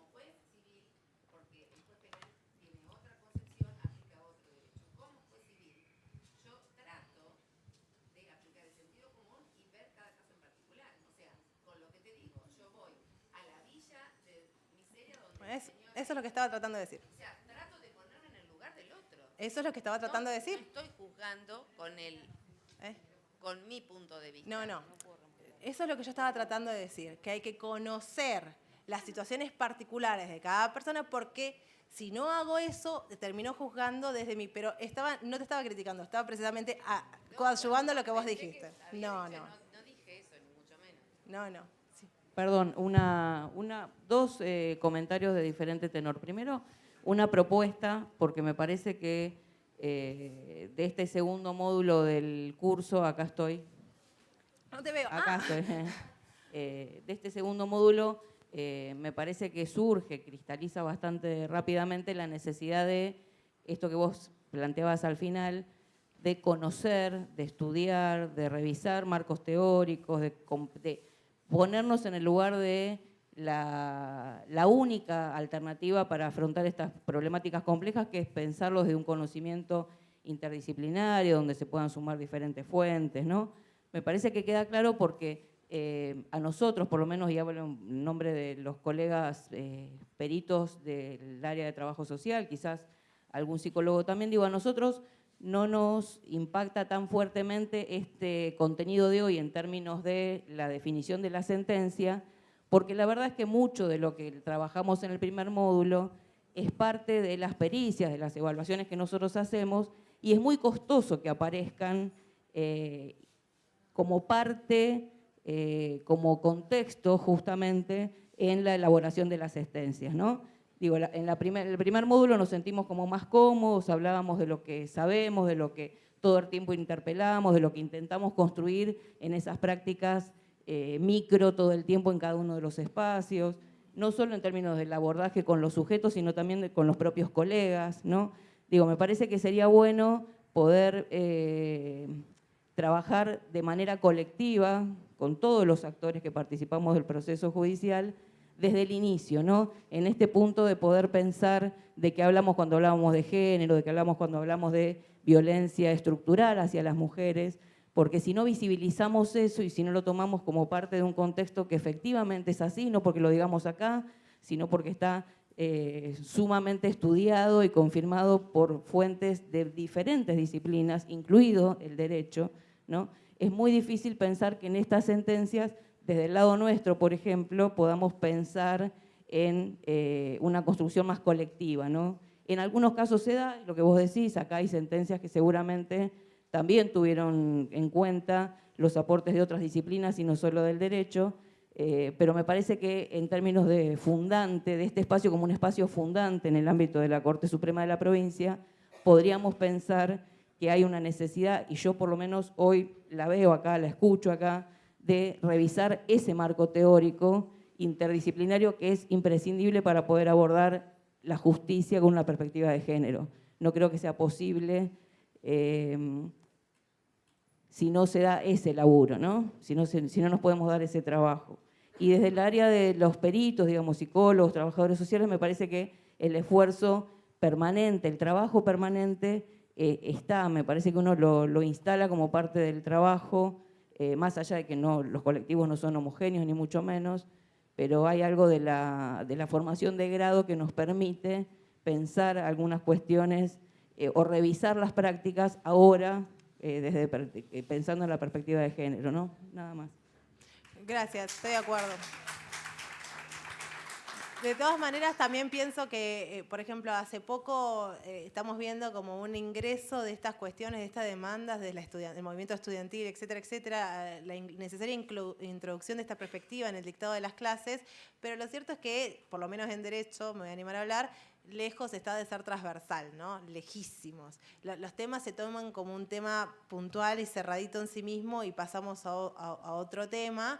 Y de todas maneras, vuelvo a decir, para mí esto tiene una cuestión de tiempo, porque hay tanta demanda estudiantil al respecto de estos temas que probablemente, así como hace un rato hablábamos de cómo empiezan a traccionar decisiones de manera diferente, y esto en un campo de disputas el Poder Judicial es polifónico y dice una cosa por un lado y otra cosa por otro, ¿no? Y esos mensajes conviven.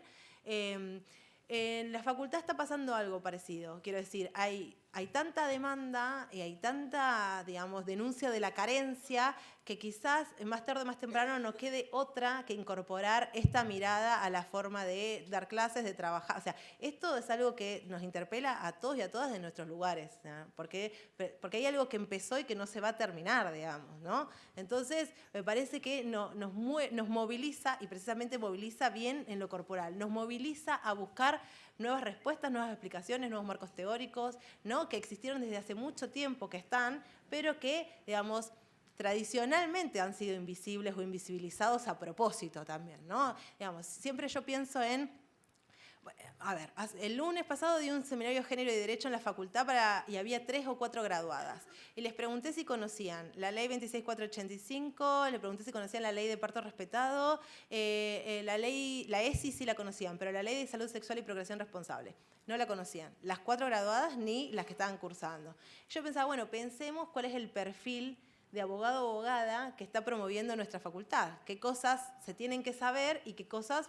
No importa que no las sepas, y soy abogada igual, aunque no sepa estas cuestiones, ¿no? Digamos, es importante empezar a reflexionar en profundidad, y no de una manera como de señalar todo lo mal que estamos haciendo, sino todo lo que nos resta por transformar, ¿no? Y pensar desde cada lugar qué profesionales estamos formando, qué intervenciones estamos promoviendo, etc. Yo estoy de acuerdo que me parece que estas formaciones deberían atravesar a todos y a todas las operadoras del Poder Judicial de la misma manera. Lo cierto es que no lo defino yo, ¿no? O sea, claramente. Pero sí, bueno, nada. Sí celebro que es en horario laboral, que es obligatorio. Y es obligatorio. Hay gente acá que yo conozco de otros ambientes, de otros ámbitos, que claramente iban a venir porque están interesados e interesadas. Y hay gente que, como está obligada, tiene que estar. Y quizás despierta algunas preguntas, porque respuestas están por construir, pero algunas preguntas acerca de lo que yo hago todos los días, o de cómo podría hacerlo de otra manera, o etcétera, etcétera. Que es un poco lo que estuvo sucediendo, me parece, en los primeros 4 encuentros. Bueno, gracias igual. ¿Alguien? Sí. Quería hacer un pequeño aporte. Más allá de... Yo soy profesional en las áreas de discapacidad y grupos vulnerables, perito desde hace 10, auxiliar de lista. 20 años de separada, de un vínculo violento donde estuve 20 años, así que tengo mi propia expertise. Un poco es esto de mirar que las cuestiones que nos atraviesan y que se trasladan a un estereotipo, que le damos forma, nombre, que pone prejuicios en nuestra cabeza, esto es en el escritorio, esto es en la oficina, esto es en la entrevista con la víctima. me parece que la mayor parte como seres humanos que tenemos que hacer es esta deconstrucción personal de los arquetipos que tenemos incrustados en todas nuestras células y son las que nos hacen posicionar para mirar desde determinado lugar algunas cuestiones, ¿no? Y empezar a abrir esta mesa de trabajo donde, con todo el respeto a la señora jueza, de construir un poco vocablos, de construir espacios y permitir en ese saber hacer que tienen las autoridades máximas de la Corte, el espacio a las nuevas profesiones, que es un poco un derrotero muy difícil porque al cambiar los paradigmas, muchos quehaceres nuevos se suman a la justicia y a veces la mirada no alcanza, la mirada de su señoría para ver todas las profesiones que pueden aportar su propia óptica. Eso nada más. Sí, creo que un desafío que lo proponía, me parece, el encuentro Gabriela Galetti, hablaba de cómo el derecho se relaciona, y no sé si lo leyó en el texto que ella envió, cómo el derecho se relaciona con otras disciplinas. Y por lo general, la relación que tiene el derecho con otras disciplinas es subalternizarlas, ¿no? No digo toda, ¿no? Pero por lo general, ¿no? Como que yo tengo el conocimiento, lo tuyo por ahí me sirve, por ahí veo, bueno, en fin. Entonces, me parece que el trabajo interdisciplinario real es aquel que permite un diálogo de igual a igual entre las disciplinas, ¿no? Y eso hace, como decía Gabriela y como dice la evaluación que les mandé, eso hace que perdamos ciertas certezas, ¿no? Y asumamos los límites de mis respuestas disciplinares.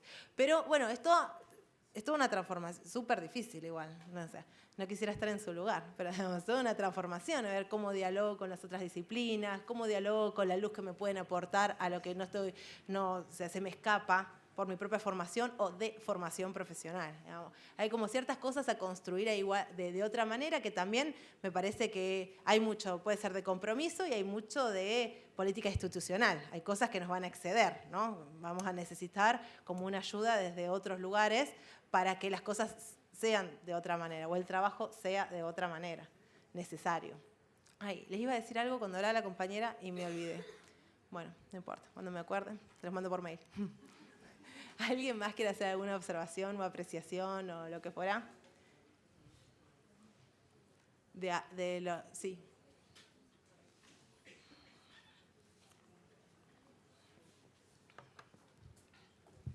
¿Qué tal? Buenos días. Bueno, a todos y a todas. Yo quizás hacer un aporte o trabajo como juez de garantías en lo penal. Y nosotros estamos tratando de implementar una práctica con los juzgados de paz local en abordar la problemática en forma conjunta y quizás reforzar lo que desde un espacio no se puede por las competencias propias, ¿no? de cada jurisdicción. Y en ese sentido, bueno, vamos hacia este abordaje más integral, ¿no? Y comparto, bueno, lo que decía acá la compañera, esto de la idea desde donde no hay información existe mucho prejuicio, ¿no? Entonces creo que esto de formarnos y capacitarnos en perspectiva y que tuvo que haber una línea obligatoria para que vengamos, ¿no? Así que, pero la idea de que esto también de construir, no, son temas difíciles de investigar, no.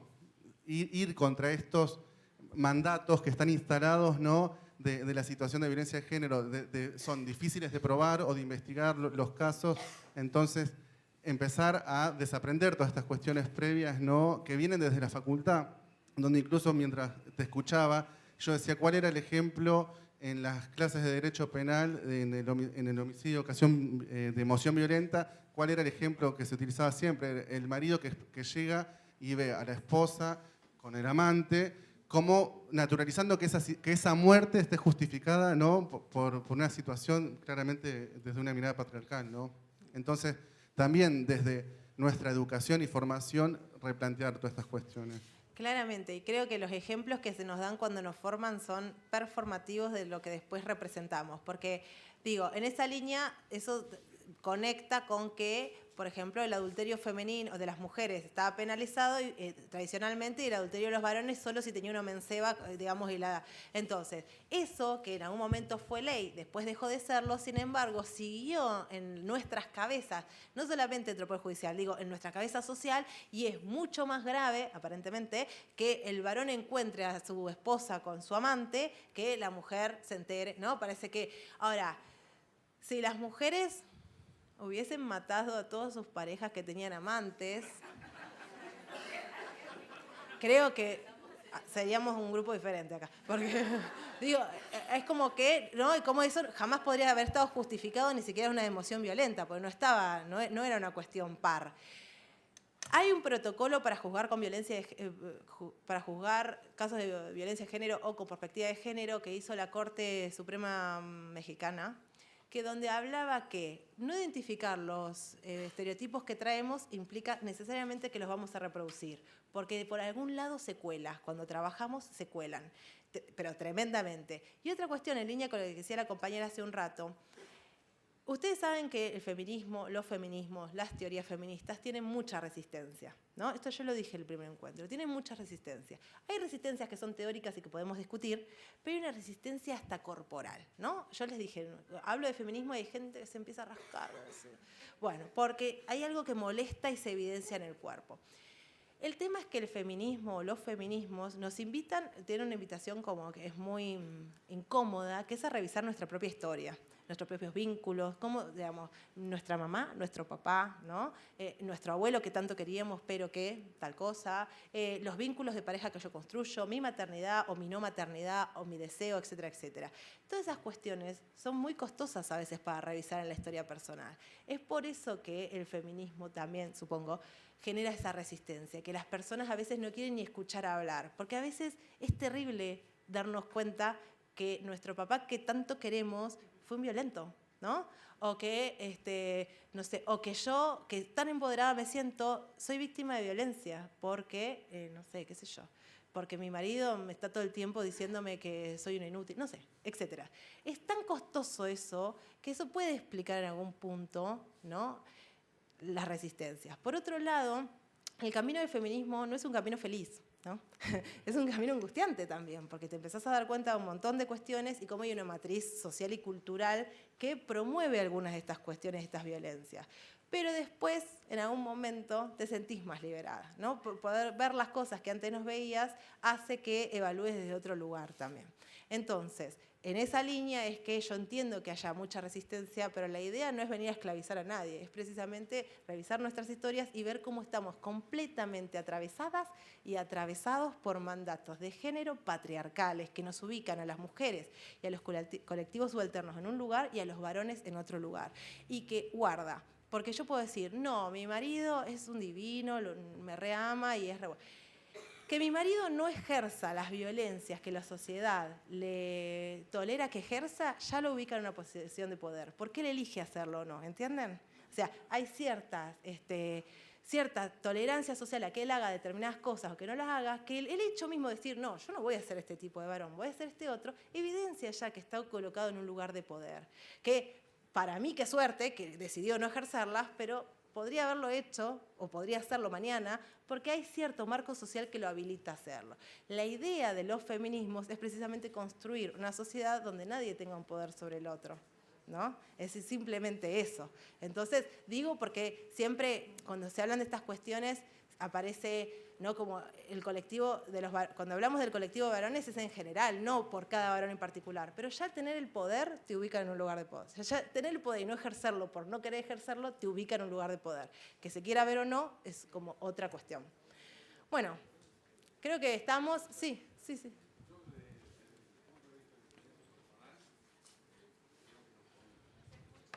No te escucho, perdón.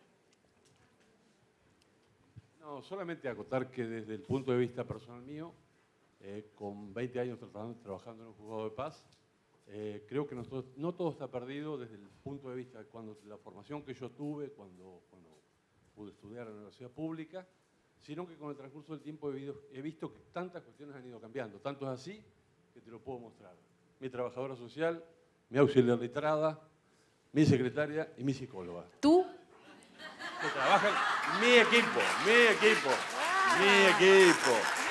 Te cuento más. No, está bien lo que decís. Está bien. No podía dejarlo pasar porque me deslegitimó. Está bien, pero coincido totalmente. Durante mucho tiempo me tuve que disfrazar de trabajador social, me tuve que trabajar de de disfrazar de psicólogo porque no teníamos los recursos, y hoy la mirada es absolutamente distinta. Y también la veo distinta desde que mi hija está estudiando abogacía este año, y veo también la mirada distinta que tiene desde el primer día que entró a la facultad a la forma que me formaron en aquellos tiempos. Creo que las cosas, no está todo perdido, y creo que estamos por un camino que va a mejorar la cuestión. Yo creo que no está todo perdido, coincido completamente. De hecho, la idea de hoy es mostrarle que hay formas de hacer las cosas diferentes, y también confío mucho en las juventudes, pero en nuestra facultad tenemos que tratar de evitar que no terminen, digamos, que el producto final no sea el que ya conocemos, ¿no? Que no te terminen haciendo dócil, eso, ¿no?